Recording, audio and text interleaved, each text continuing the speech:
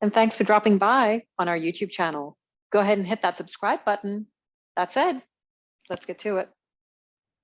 All right, to get started today, we're going to get our fire going and we're going to get ourselves a pan. We're going to actually fry up some of the Thai curry paste that's going to go into the meatloaf. Now to do that, I'm going to go in with about a tablespoon's worth of oil. Now you can do probably just any oil that isn't fragrant, so vegetable oil would be fine. Peanut oil is also okay. Some people prefer coconut oil. Either way, you need an oil basically. And the Thai green curry paste that I'm using today is something that I've prepared in a separate video, so you can go ahead and take a look at how to make that. Now this is actually paste that's just been blended. It has not been fried, which is why we're going to fry it before we add it to the Thai curry meatloaf. So we're just going to wait for that oil to come to a heat. We do want a hot oil base before we fry that. And this is really just a creation of mine that I decided to zing up a meatloaf, which is quite delicious on its own. But I do like my curry flavors, and so I thought, why not bring the two things together? All right, that is warm enough. I'm going to go ahead and drop a little bit of this curry paste in just to make sure it is actually going to sizzle. And that's perfect. And you're going to join with the rest.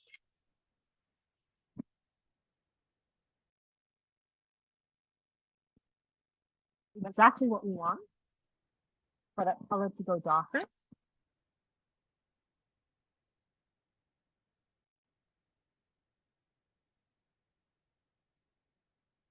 While we fry that up.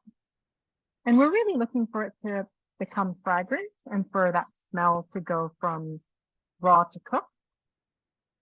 So when we can smell that those onions and garlic is starting to come through in a cooked fragrance, and then, you know, it'll be ready for us to remove from the fire. Now, it is going to take a couple of minutes and a little bit of patience to actually just allow all of that to cook down together.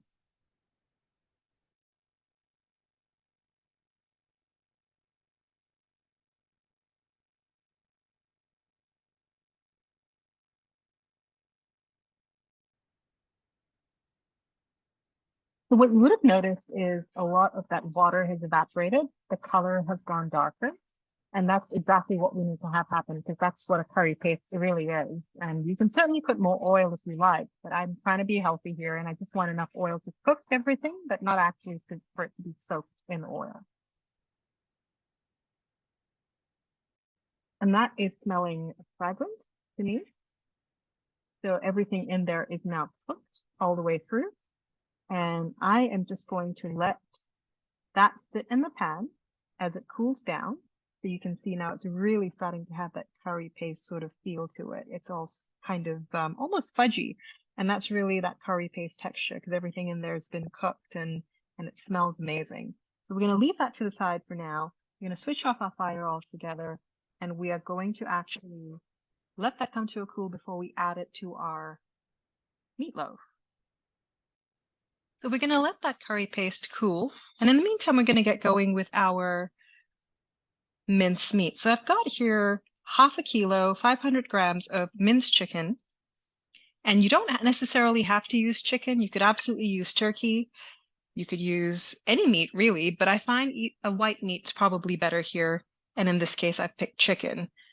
Turkey certainly is healthier. And into that goes an egg. And that's really just going to be there to bind the chicken together. Into that goes about half a teaspoon's worth of salt. And I'm not adding more than that because I'm going to be adding fish sauce as well. And that certainly has a certain amount of salt to it. Now, what makes Asian food Asian is usually using white pepper instead of black pepper. And here I'm going to be adding white pepper. And I'm going to actually go in with 2 teaspoons of it because, again, white pepper here isn't actually a spicing agent, more so a flavoring agent.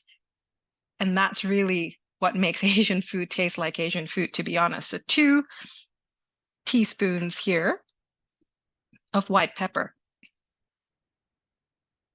I'm also going to go in with 1 teaspoon of chili powder. And here, chili powder really is going to add a little bit of heat to the fun and action.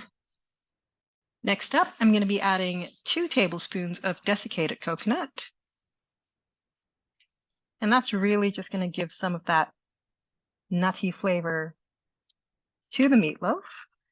And like any meatloaf, we need a breading agent. And in this case, we're going to go in with oats.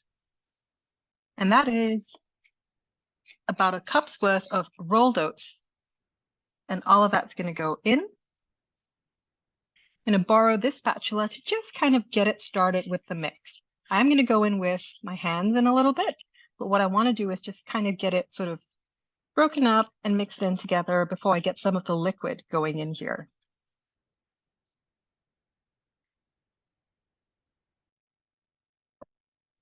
Next up, I'm going to be adding 3 teaspoons of fish sauce as promised, and that's really going to add both flavor, and it's also going to add some of that saltiness.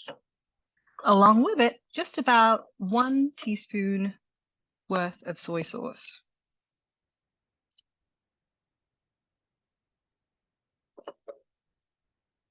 We'll also add in at this point some of that curry paste. Make sure that that all gets in there.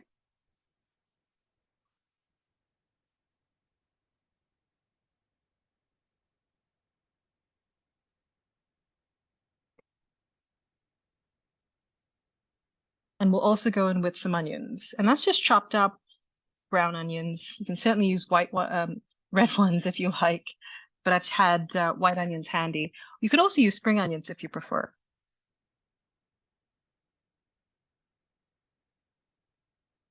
And that's really it.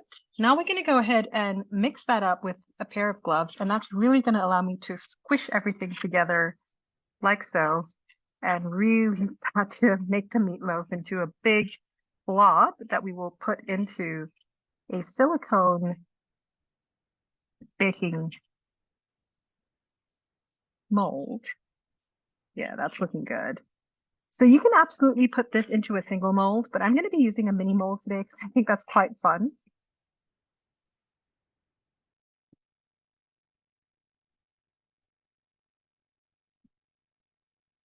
And there you have it. We've got our mincemeat ready to go.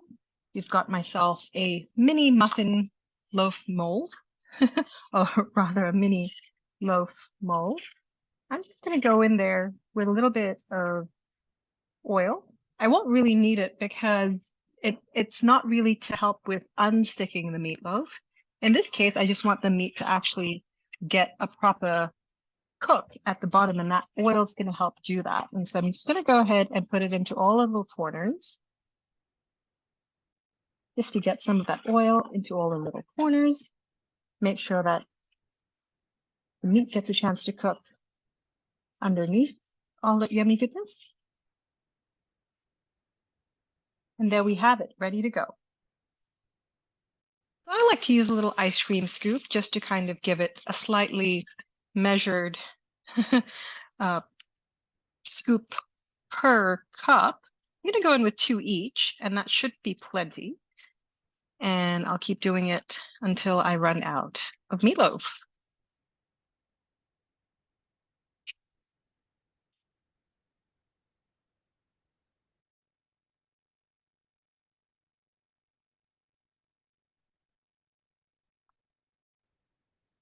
And at this point, I'm just going to use the bottom of the scoop to actually just press down to make sure that it's kind of even. And I'll go in with my hands in a second. I just want to get that initial press down so that it goes into all the little corners.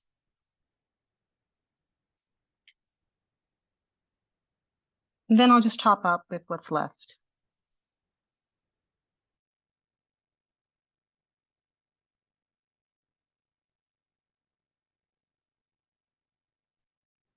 Just going in with what's left in the bowl.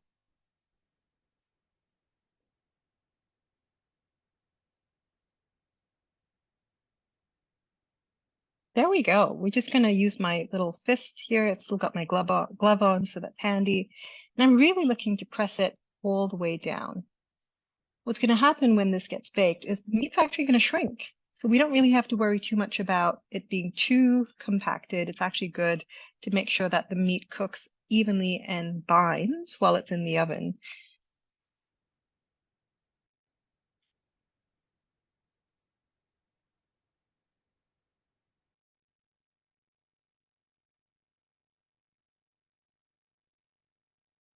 There we go. And to top it off, I really do like to just add a little bit of desiccated coconut, just to give it a little bit of a garnish. And that should brown nicely on the top as well while it's baking.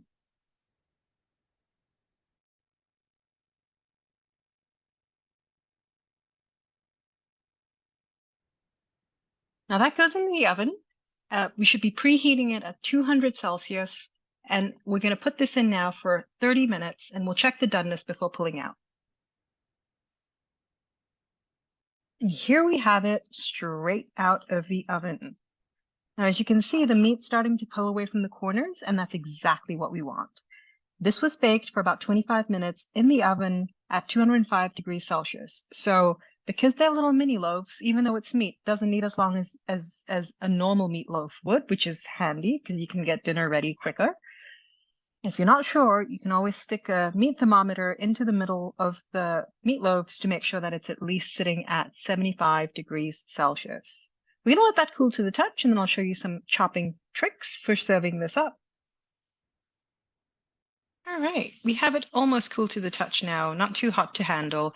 And as you can see, that's what it looks like. It's just a little mini, almost like a keto pie, if you like.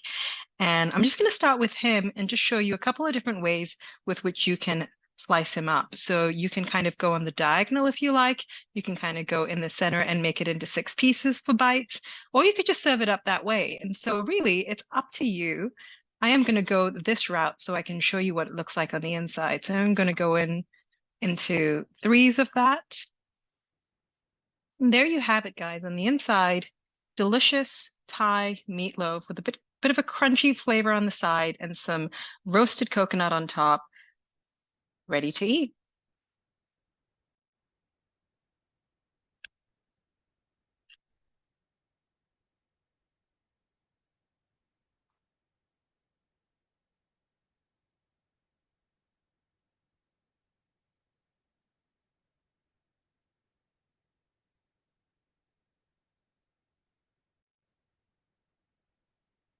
And there it is. Nice little tapas.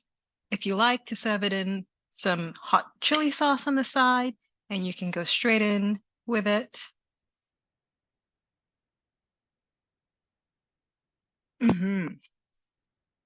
It's delicious. Thanks for watching, and stay tuned for more culinary content coming your way.